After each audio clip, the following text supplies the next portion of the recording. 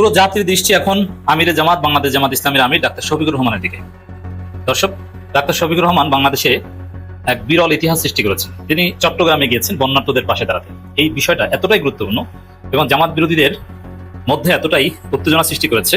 স্বরাষ্ট্রমন্ত্রী যাবার আগে উনি কিন্তু বইলা গেছে দিল্লিতে কবর হয়েছে, খোঁচা মাইরা গেছে কিন্তু দিল্লিতে কবর হয়েছে, এবং এটাও বলছে লুটেরা খুনি গুম হত্যার সাথে জড়িত নির্লজ্জ একটু ক্ষমাও চায় না। এই কথাগুলো বলা কাদেরকে বলা? তার মানে কি পার্শ্ববর্তী দেশকে বলা? তো তাই না, ওরা তো নির্লজ্জ, তাকে জায়গা দিছে, তাদের দেশে এখন আছে, তাদের দিকে ইঙ্গিত করছে। তার মানে কি আওয়ামী লীগ সঙ্গে আপনি ধরে নিতে পারেন, উনারাও আছে, দাদারাও আছে, দুজন কি খোঁচা মারছে। তারপরে এই যে পাকিস্তানে একসাথে বসা পাকিস্তানের স্বরাষ্ট্রমন্ত্রীর সাথে, এগুলা দেখা তো ভাই জ্বালা পোড়া শুরু হয়ে যাবে ভাই, অলরেডি হয়ে গেছে। ভারতের টিভিতে দেখলাম এই সাবজেক্ট নিয়ে আলোচনা করতেছে। এতদিন পার করছে আমাদের সেনাপ্রধানের দাড়ি নিয়ে, এবং আমাদের যে দ্বিতীয় ব্যাটালিয়ান চালু হয়েছে ওখানে যে 4টা কোম্পানির নাম রাখছে আমাদের 4 খলিফার নামে, সেটা নিয়ে আলোচনা ছিল। ইসলামের একটা জোয়ার আসছে বলে তো ক্যান্টনমেন্টের এই পরিবর্তন, এবং আমাদের দেশের ভিতরেও এই পরিবর্তন, এবং সংসদের ভিতরেও কিন্তু দেখেন কত বড় পরিবর্তন। বিরোধী দল যারা আছে এই প্রথম তারা বিরোধী দল হইতে পারছে, কম না কিন্তু ভাই, বিশাল বড় একটা দল। এই দলের পরিচয় কি? এই দলের নাম কি? জামাতে ইসলাম। তার মানে ইসলামের জোয়ার তো আসছেই, যার জন্য এসব ষড়যন্ত্র। যাই হোক, এসব ষড়যন্ত্র মোকাবেলা করার মতো সাহস বাঙালির আছে তো ভাই। 55 বছর এগুলো মোকাবেলা করে আসছে না, গুম খুন হত্যা মামলা মোকদ্দমা, 55 বছর এগুলো মোকাবেলা করছে তো ভাই। সব দলই করছে, জামাতে করছে, বিএনপিও করছে, সাহস আছে ভাই। এগুলো দিয়ে দাবায় রাখা যাবে না। গুম খুন হত্যা মামলা ফাঁসি এগুলো তো মোকাবেলা করছে জামাত ইসলাম, এগুলো মোকাবেলা কইরা আজ পর্যন্ত টিকা আছে শুধু সততার জন্য। কিন্তু বর্তমান তাদের অবস্থান কি? জুলাই মাস তো চলতেছে, আমরা কি দেখতেছি? আমরা দেখতেছি যখনই ওনারা বাইরে মঞ্চেতে আসে এই রোদ্রের মধ্যে দাঁড়ায় বিপ্লবী কথাবার্তা বলে। ওনারা বলে লোহা গরম হইতেছে, আর লোহা যখন গরম হয়ে যায় তখন জনগণ সেটা কিন্তু হাতুড়ি দিয়ে পিটায়া বাঁকা করে দিবে, এই কথা বলতেছে। তার মানে কি বিপ্লবী কথাবার্তা, কোন রকম ছাড় দিব না।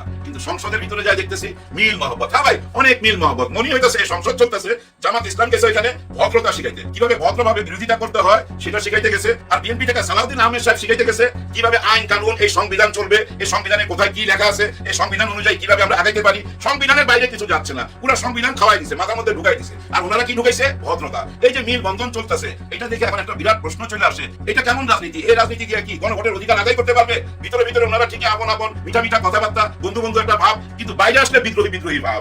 ব্যাপারটা একটু বুঝায় বলি। জামাত ইসলাম যদি এখন বিরোধিতা করে, ধরেন ডাক দিল, হরতালের ডাক দিল, ধইরা নেন, এই হরতাল কেমন হবে বুঝতে পারেন? ওই হরতালটা ভয়াবহ হরতাল হবে। কেন ভয়াবহ হবে? এর ভিতরে ঢুইকা যাবে আওয়ামী লীগ। হ্যাঁ, জামাত ইসলাম ধরে নেন হরতাল ডাকলো বা অবরোধ ডাকলো, কেন? আমাদের গণভোটের জন্য। ওই হরতালের মধ্যে, ওই অবরোধের মধ্যে গুপ্ত ভাবে ঢুইকা যাবে আওয়ামী লীগ। আর আওয়ামী লীগ ঢুইকা যায় কি করবে ভাই জানেন? এখানে আগুন দিবে, ওইখানে আগুন দিবে, বাসে আগুন দিবে, অফিসে আগুন দিবে, এরে মারবে, ওরে মারবে, এমন একটা ভয়াবহ ঘটনা ঘটাবে যার সমস্ত দায়িত্ব জামাতের ঘাড়ে পড়বে। সরকার তো ভাই মামলা চাইতে বাধ্য হবে। আইনের ব্যাপার, আপনি মারা করবেন, খুন করবেন, আগুন দিবেন, পোড়াবেন, আপনাকে আইনের আওতায় আনবে না? নিশ্চয়ই আইনের আওতায় আনবে। তখন কাদেরকে আনবে? এই জামাত ইসলামকে আনবে। যারা এগুলো করবে তারা তো পালায় যাবে, তাদেরকে কেউ চিনবে না। সবাই মনে করবে জামাতের মিটিং থেকে, মিছিল থেকে এই কাণ্ডটা হয়েছে। এই অপকর্ম দায়িত্ব টোটালটা জামাতের ঘাড়ে পড়বে। জামাত ইসলাম যতই বলুক আমরা এই অপকর্ম করি নাই, কেউ বিশ্বাস করবে না। যার জন্য করতে পারতেছে না, এই সুযোগ তো দিতে পারে না। ভাবতে হয় ভাই, অনেক কিছু ভাবতে হয়। হুজুরে কোনো কাজ করা লাভ আছে? শত্রুকে সুযোগ করে দেওয়ার কোনো কারণ থাকতে পারে? নিশ্চয়ই না। ওইখান থেকে জানেন টাকা পয়সা ছেড়ে দিবে যে এই যে হরতাল দিতেছে, এই হরতালের মধ্যে ঢুইকা তোরা এই অপকর্মগুলো করবি। আর এই দায়িত্ব সব জামাতের এই 11 দলের ঘাড়ে পড়বে, যার জন্য কোনো অ্যাকশনে যাইতে পারতেছে না। মাননীয় প্রধানমন্ত্রী, আপনিও বোঝার চেষ্টা করেন, ওনারা যদি আমাদের এই গণভোটের অধিকারটা আদায় করে না দিতে পারে, ওনাদের কিন্তু রাজনীতি থাকে না, যার ফলে ওনারা মরণ কামড় দিবে এই গণভোটের জন্য। এটা মাথায় রাখেন। আর এটা যদি ঘটা যায় তখন অনেক কিছু ঘটা যেতে পারে, যা সামাল দেওয়া কঠিন হয়ে যেতে পারে। যাই হোক, বেশি অশুভ কথা বলবো না। স্বপ্ন দেখতে চাই, এখনো বিশ্বাস করতে চাই আমাদের মাননীয় প্রধানমন্ত্রী নিশ্চয়ই মাইনা নিবে। আর আমাদের স্বরাষ্ট্রমন্ত্রী তো পুরাই ঘুরে গেছে ভাই। আমরা ওনাকে ইন্ডিয়ান কি জানি বলতাম, ইন্ডিয়ার পক্ষে, এখন আর বলা যাবে না। নাটক ভাইবেন না, এটা নাটক না ভাই, ঘুরে গেছে, ঘুরে দাঁড়াইছে। যার জন্য ওই যে দাফন দিছে দিল্লিতে, আবার ওইখানে পাকিস্তানের সাথে হাত মিলাইতেছে, টার্কির সাথে হাত মিলাইতেছে। পাকিস্তান তো আছেই, চীন তো আছেই। এটাই নতুন বাংলাদেশ, এভাবেই আগাইতে হবে। গণভোটের অধিকারটা পাই গেলে ভাই অটোমেটিক সব সংস্কার হয়ে যাবে। ওই যে উচ্চ কক্ষ নিম্ন কক্ষ অনেক কিছু শুনছি না, এগুলা বাস্তবায়ন হবে। ওই যে আমরা শুনছি দলের প্রধান দেশের প্রধান হইতে পারবে না, যে প্রধানমন্ত্রী হবে সে তার দলে থাকতে পারবে না, দলের চেয়ারম্যান থাকতে পারবে না। তার মানে ওইটা কাট অফ হয়ে যাবে। এইভাবে নতুন বাংলাদেশ হবে তো ভাই। বিচার বিভাগ যদি স্বাধীন হয়ে যায়, পুলিশ প্রশাসন যদি স্বাধীন হয়ে যায়, কেউ যদি ভাই মাতব্বরি না করে, টেলিফোনে হুমকি না দেয়, কে কারে আটকায়, নিশ্চয়ই আমরা সুন্দর একটা বাংলাদেশ পাবো। ভারতীয় গোয়েন্দা সংস্থা র এবং ইসরায়েলি গোয়েন্দা সংস্থা মোসাদ, এই দুই গোয়েন্দা সংস্থা মিলে প্রধানমন্ত্রী তারেক রহমানকে হত্যার পরিকল্পনা করেছে। আমরা অতীতে দেখেছি বাংলাদেশে যদি কোনো যোগ্য শাসক এবং পুরুষ কোনো শাসক বাংলাদেশের রাষ্ট্র ক্ষমতায় এসেছে, তাদেরকে বেশি দিন এই ভারতের র টিকতে দেয় নাই, তাদেরকে এই পৃথিবী ছাড়তে হয়েছে। ঠিক একইভাবে প্রধানমন্ত্রী তারেক রহমান সাহেবকে এই দুই গোয়েন্দা সংস্থা মিলে হত্যার পরিকল্পনা করেছে দুটি কারণে। আজ আমি এই দুটি কারণের কথাই বলবো। 1 নম্বর কারণ হচ্ছে, তারেক রহমান সাহেব লন্ডন থেকে আসার সময় ভারতের সাথে যে চুক্তিগুলি করে এসেছেন, সেই চুক্তির মধ্যে তিনি আর এখন নাই। তিনি বাংলাদেশের স্বার্থেই কাজ করছেন, ভারতের স্বার্থে তিনি কাজ করছেন না। সেজন্য ভারত তার উপর ক্ষেপে আছে, সেজন্য তাকে হত্যা করবে। সাথে নিয়েছে ইসরায়েলকে, ইসরায়েলের গোয়েন্দা সংস্থা মোসাদ। এই দুই গোয়েন্দা সংস্থা মিলে জনাব তারেক রহমান সাহেবকে হত্যা করবে। আর দ্বিতীয় কারণ হচ্ছে, তাকে হত্যা করার দ্বিতীয় কারণ হচ্ছে যে বাংলাদেশের আলেম ওলামাদেরকে নির্মূল করা। জনাব তারেক রহমান সাহেবকে হত্যা করে এই দোষ চাপিয়ে দিবে জামাত শিবিরের ঘাড়ে। বাংলাদেশের বর্তমানে বিরোধী দল হচ্ছে জামাত ইসলাম, তাই তারেক রহমানকে হত্যা করে যদি জামাত শিবিরের উপরে দোষ চাপিয়ে দেওয়া যায়, আন্তর্জাতিক অঙ্গনে একটি সন্ত্রাসী বা জঙ্গি দল হিসেবে জামাতকে চিহ্নিত করা যায়, তখন তারা হস্তক্ষেপ করি তারেক রহমানকে তো হত্যা করেই শেষ করবে এবং জামাতকেও শেষ করার পরিকল্পনা নিয়েছে। জামাতকে শেষ করি তারা আবার তাদের সেই আধিপত্য এই বাংলাদেশে বিস্তার করবে, সেই ফেসিস্টকে আবার তারা ফিরিয়ে আনবে, সেই পরিকল্পনা করেছে ভারত। তারা তারেক রহমান সাহেব, আপনি যদি সতর্ক না থাকেন তাহলে যে কোনো মুহূর্তে অঘটন ঘটতে পারে। আপনি যেভাবে আজ আমি দেখছি আপনি সেনাবাহিনীর সাথে ওপেনলি চলাফেরা করছেন, পুলিশ বাহিনীর সাথে ওপেনলি চলাফেরা করছেন, এটা খুবই ঝুঁকিপূর্ণ। কারণ এই সেনাবাহিনীর মধ্যে রয়ের অনেক এজেন্ট আছে এবং পুলিশ বাহিনীর মধ্যে অসংখ্য ভারতের দালাল আছে। তাই আপনাকে সতর্ক থাকতে হবে এই সমস্ত বাহিনীর থেকে। আপনি ওই সমস্ত বাহিনীর থেকে দূরে থাকবেন আমি সেটা বলছি না, তাদের সাথে সুসম্পর্ক রেখে তাদের সংস্কারের কাজ করুন, ভারতীয় এজেন্টদেরকে খুঁজে খুঁজে বের করে তাদেরকে চাকরিচ্যুত করুন। আর না হয় আপনি বেশি দিন ক্ষমতায় টিকে থাকতে পারবেন না, তারা আপনাকে যে কোনো ভাবে হত্যা করবেই করবে। বাংলাদেশের জন্য নতুন ইতিহাস রচনা করলেন মাননীয় প্রধানমন্ত্রী তারেক রহমান। এবার বাংলাদেশে হবে সামরিক ড্রোন কারখানা। ইয়েস ভিউয়ার্স, আপনারা ঠিকই শুনতে পাচ্ছেন, এবার বাংলাদেশে হবে সামরিক ড্রোন কারখানা। আজকে মহান জাতীয় সংসদে দাঁড়িয়ে প্রধানমন্ত্রী তারেক রহমান এই ঘোষণা দিয়েছেন। এই ঘোষণার মধ্য দিয়ে বাংলাদেশের স্বাধীনতার 55 বছরের ইতিহাসে এবারই প্রথম বাংলাদেশের কোনো প্রধানমন্ত্রী এই ঘোষণা দিয়েছেন। এই ঘোষণা দিয়ে বাংলাদেশ জানান দিল, পৃথিবীর বুকে আমরা কোনো দুর্বল রাষ্ট্র নই, এখন আমরা সামরিক শক্তিতে দ্বিগুণ শক্তি নিয়ে পৃথিবীর বুকে মাথা তুলে দাঁড়াবো। ভিউয়ার্স, কোথায় হবে এই কারখানা, কিভাবে এই ঘোষণা দিয়েছেন প্রধানমন্ত্রী তারেক রহমান, এ বিষয়ে বিস্তারিত জানিয়ে নিউজ প্রকাশ করেছে স্টার নিউজ। এই মুহূর্তে আপনারা আমার পাশে স্টার নিউজের নিউজ কার্ডটি দেখতে পাচ্ছেন। মূল বিষয়ে যাওয়ার আগে আপনাদের কাছে অনুরোধ করব, ভিডিওটি বেশি বেশি করে শেয়ার করে দিন, প্রধানমন্ত্রী তারেক রহমানের এই চমৎকার খবরটি যেন সবাই জানতে পারে। তো চলেন ভিউয়ার্স, এবার মূল খবরে চোখ রাখা যাক। এখানে স্টার নিউজ এই খবরের শিরোনাম করেছে, বগুড়ায় হবে সামরিক ড্রোন কারখানা, বলছেন প্রধানমন্ত্রী তারেক রহমান। মূল খবরে বলা হচ্ছে, সশস্ত্র বাহিনীর আধুনিকায়নে 3 বাহিনীর জন্য পরিকল্পনা ঘোষণা করেছেন প্রধানমন্ত্রী তারেক রহমান। তিনি বলেন, বৃহত্তর বগুড়াতে মনুষ্যবিহীন আকাশযান ড্রোন কারখানা স্থাপনের কার্যক্রম গ্রহণ করেছি। উন্নত ও শক্তিশালী আকাশ প্রতিরক্ষা ব্যবস্থা, আধুনিক নজরদারি প্রযুক্তি সংযোজনের মাধ্যমে সামরিক বাহিনীর উন্নয়ন ও সক্ষমতা বৃদ্ধি জাতীয় গুরুত্বপূর্ণ বিবেচনায় ফাস্ট ট্র্যাক প্রক্রিয়ায় কাজ বাস্তবায়নের উদ্যোগ নেওয়া হয়েছে। বুধবার 8 জুলাই জাতীয় সংসদে এনসিপির সদস্য সচিব আক্তার হোসেন এমপির প্রশ্নে এসব কথা বলেছেন প্রধানমন্ত্রী। এ সময় স্পিকার হাফিজ উদ্দিন আহমেদ সংসদে সভাপতিত্ব করেন। প্রধানমন্ত্রী বিষয়ে বলেন, সেনাবাহিনীর সক্ষমতা বৃদ্ধিতে আগামী 10 বছরে 86,000 কোটি টাকা প্রয়োজন। পরিকল্পনা বাস্তবায়ন হলে সেনাবাহিনী আরো প্রযুক্তি নির্ভর, আত্মনির্ভর ও যুদ্ধ উপযোগী বাহিনীতে পরিণত হবে। জাতীয় প্রতিরক্ষা, সীমান্ত সুরক্ষা এবং সার্বভৌমত্ব রক্ষায় কার্যকর ভূমিকা পালন করব। নৌবাহিনীর জন্য আধুনিক ফ্রিগেট, করভেট, অফসের পেট্রোল ভেসেল শ্রেণীর যুদ্ধজাহাজ এবং সাবমেরিন সংযোজন করা হবে। প্রধানমন্ত্রী আরো বলেন, সামরিক শিল্পাঞ্চল ডিআইজি স্থাপনের পরিকল্পনা সরকারের বিবেচনাধীন রয়েছে।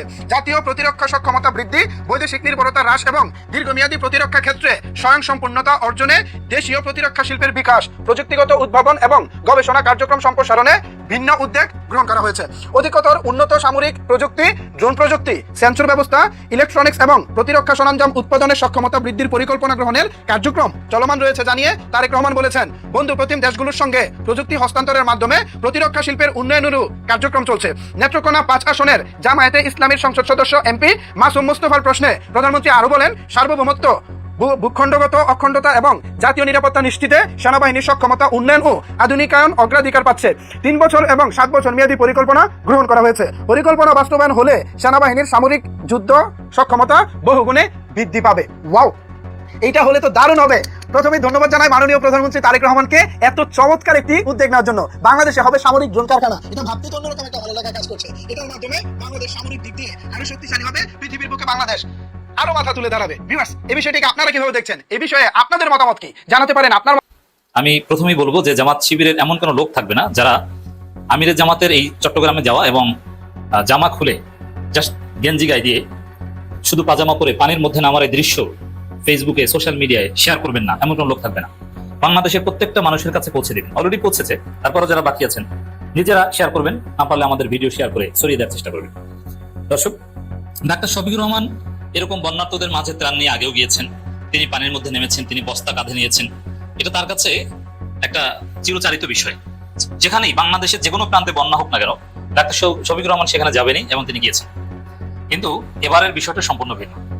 ডাক্তার শফিকুর রহমান, তিনি ব্যক্তি ডাক্তার শফিকুর রহমান না, বাংলাদেশের জাতীয় সংসদের প্রধান বিরোধী দলীয় নেতা এবং রাষ্ট্রের ওয়ারেন্ট অফ প্রেসিডেন্স অনুযায়ী পঞ্চম গুরুত্বপূর্ণ ব্যক্তি।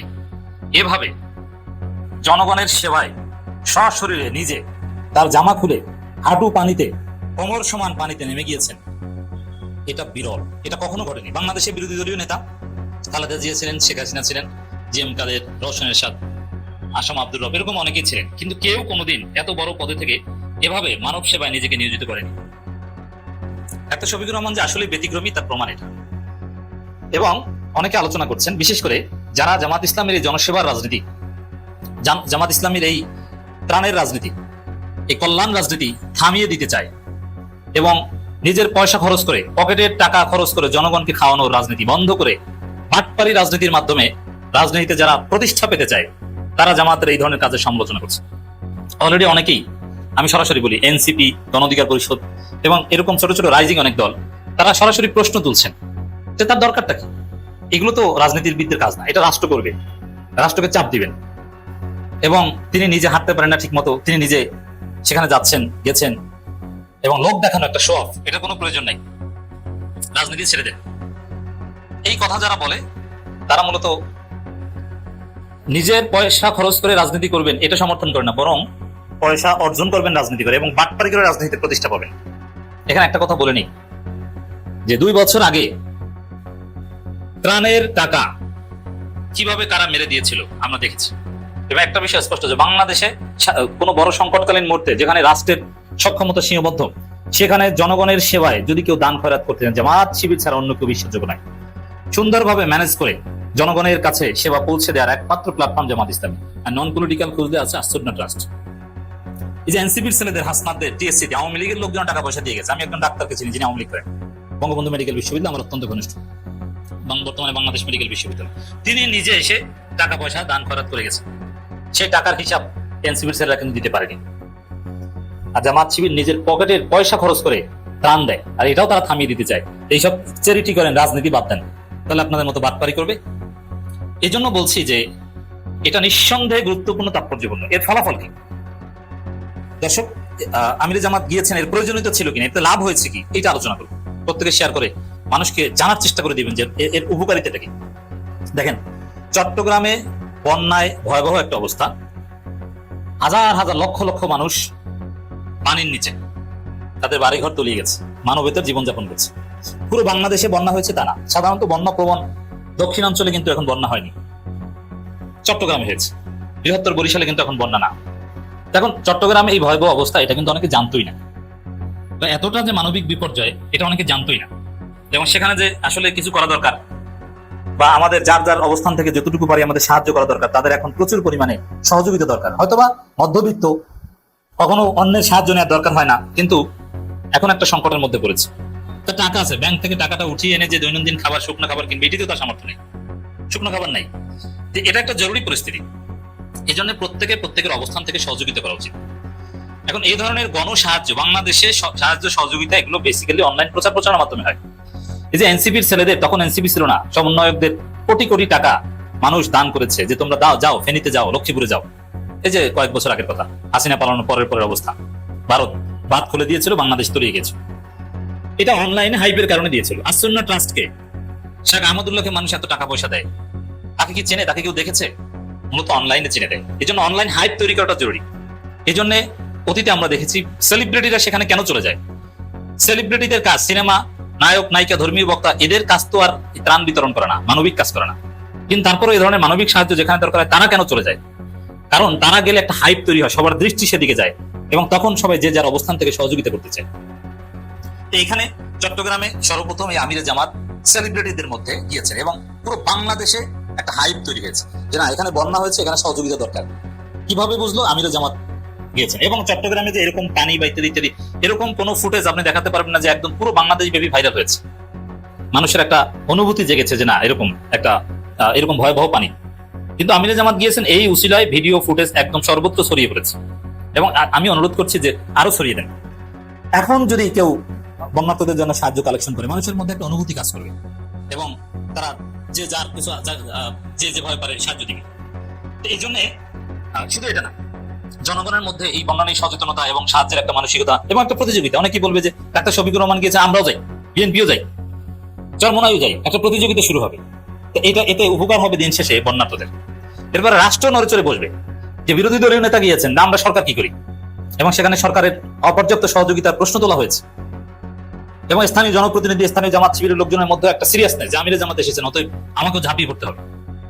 এখানে ছবি তোলা, লোক দেখানো যাই হোক না কেন, ছবি তোলাটা সব থেকে জরুরি, ছবি তুলে ভাইরাল করে দেওয়া জরুরি, এটা প্রচার করাটা জরুরি।